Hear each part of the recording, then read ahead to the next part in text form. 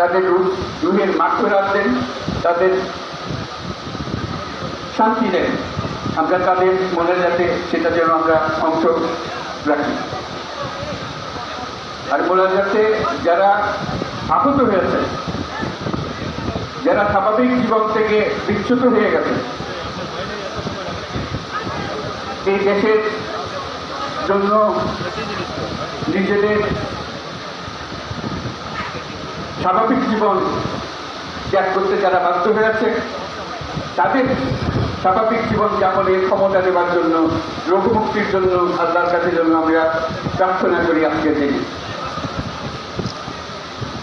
আজকের দিনে আমরা প্রার্থনা করি যে নৈকট্য আজকের দিনে আমরা শুরু করলাম,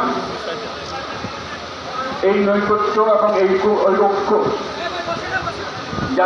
জাতির জন্য যেন স্থায়ী হয়, আমরা যেন একটা ঐক্যবদ্ধ জাতি হিসেবে সামনে এগিয়ে যেতে পারি।